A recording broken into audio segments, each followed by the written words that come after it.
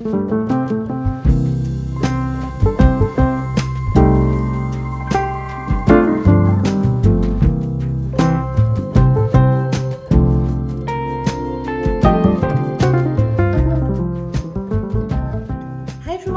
to my channel. It's Caroline, the Ultimate Feeder here, and I'm so grateful for all of your likes, your comments, your subscriptions since I posted my first ever YouTube video the other day.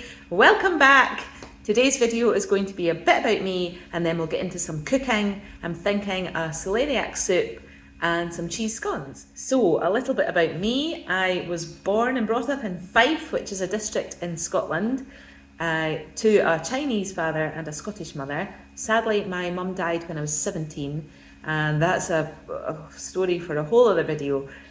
But yes, of course, that has had a great impact on my life, and I can't believe that she's now been gone for longer than I knew her. Like, why am I so old? Anyway, I went to uni in Dundee, studied law, moved to Edinburgh to do my diploma my last year, and my training became a criminal defence lawyer, and actually after a few years working for another firm set up my own firm, which I had for 7 years before giving it all up to be a full-time stay-at-home mum.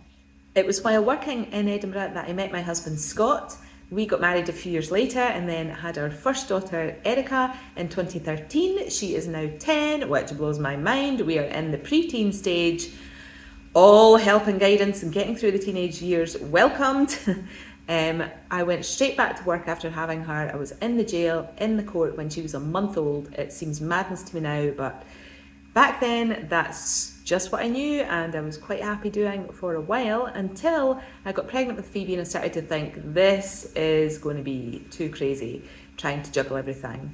So we made a plan that once Phoebe was born, I would stop working, become a stay-at-home mum to look after our girls, and that's what happened. I got someone in to run my business, and it ticked along like that for a few years until finally in 2018 when Phoebe was 3 years old and we were moving into our new house that we're in now, that my husband designed and we built from scratch. I decided that time had come to just shut down the business and focus on motherhood and all its joys. After having the girls quite close together, 2 under 2, I was going crazy, and our living situation at the time, because we were in a small flat while we were building our new house, was chaotic, and I turned to cooking as a kind of therapy to get me through and posting my food on Instagram, and that's how the Ultimate Feeder was born.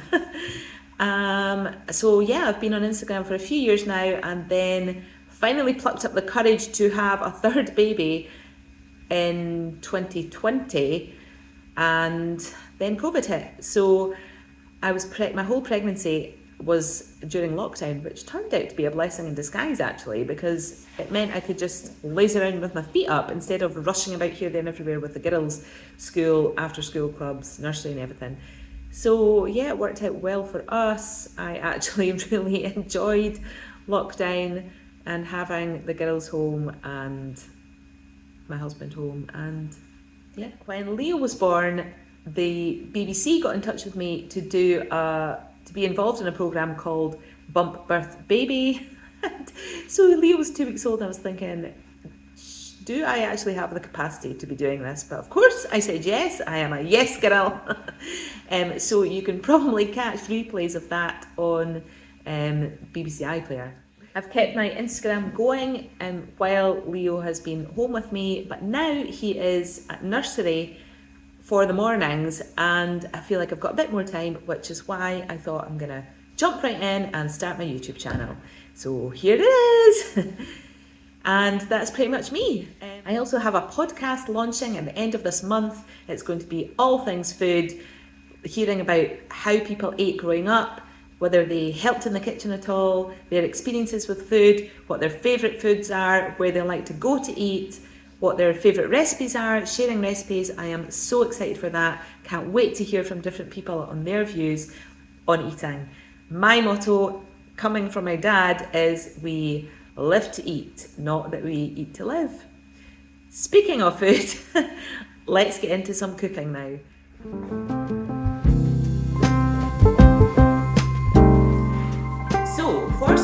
soup, you need this big, hairy, ugly looking vegetable, which is a celeriac.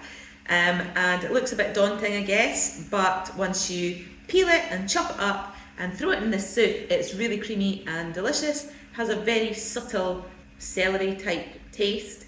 And then a couple of potatoes, which really just add to bind and thicken the soup, and an onion, and I've got a couple of leeks here, probably only need one, but these are quite skinny, scrawny ones, and I need to use them up, so I'm chucking them in. A little garlic, I'm just going to use 1 or 2 cloves, and then some stock. Today I'm using a little vegetable Knorr stock pot, but you could use any type of stock you like. And then just water. So let's go. First of all, put your butter in the pan to melt, and then you can peel your onions, chop them up. Hopefully they don't sting your eyes too much like they did mine. And then peel your garlic. I used 2 cloves. And then you can just pop your onions and garlic into your pan to soften while you chop up your other veg. You could crush the garlic if you liked as well. I'm slicing my leeks, which I realise are very dirty, so they need a good wash or rinse under cold water.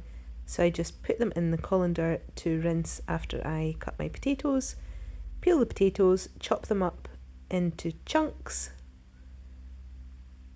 and then I throw them into the pan as well, and then I go and wash my leeks.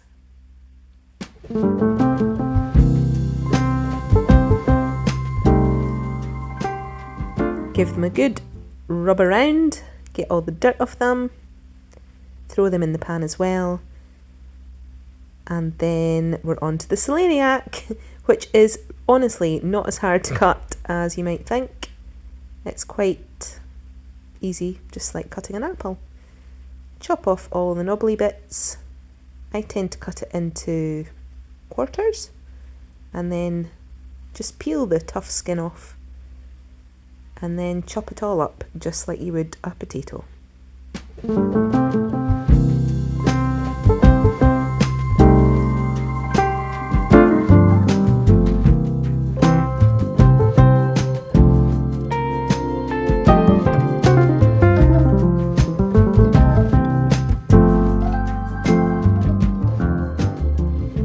Once you've added all your veg to the pan, add some salt and pepper, and then just let the veggies simmer away to soften, or sweat they call it.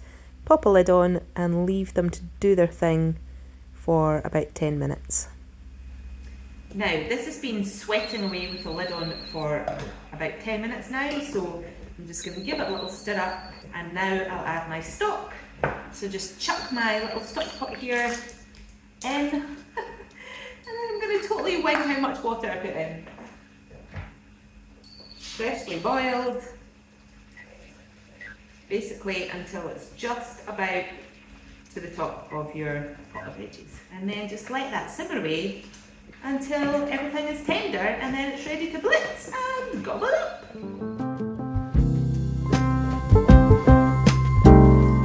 For your cheese scones, all you need is 300 grams of self-raising flour, a teaspoon of mustard powder, 50 grams of butter, 2 eggs, some milk, approximately 4 to 6 tablespoons, and 200 grams of cheese. Now for the cheese scones, I'm just weighing out my self-raising flour. Make sure you get your scales to 0 before you start. And then adding a teaspoon of mustard powder. I know it looks like I added 2, but it was just 1. Give it a little stir round before adding your butter, which you need to soften a bit. That's better. And just rub the butter in with your fingers until it's a kind of breadcrumb texture. And then grate your cheese. Add the cheese to the floury mustardy mix. Save some for the top. Give it a stir around, and then you want to crack your eggs in. I probably should have beaten these. Not sure what I was thinking, but I'll just give them a little stir with a spoon and then add my milk. I added 4 tablespoons to start with, but I did have to add another tablespoon later on just to form the dough.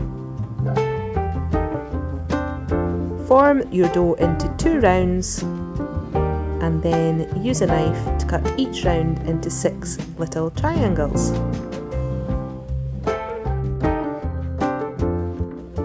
Pop them onto a lined baking tray and then brush them with a little milk or eggy milky mixture if you have any egg left. And then just sprinkle some cheese on top of each one. These are ready for the oven now, 200-degree oven. Meanwhile, the soup is ready to be blitzed.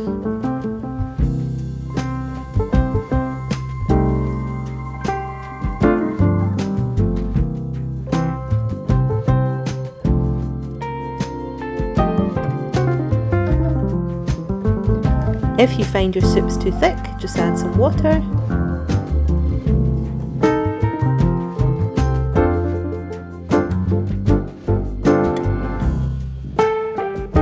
You'll be amazed at how creamy this soup is without any milk or cream.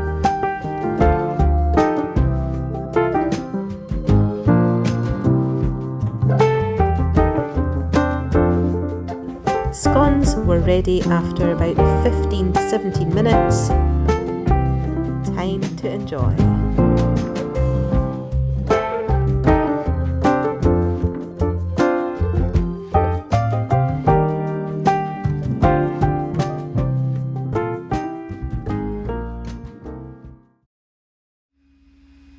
Thanks for watching. Before I leave you, here's a little blooper for you. So, for your celeriac soup, the first thing that we need, is a celeriac, which is this big.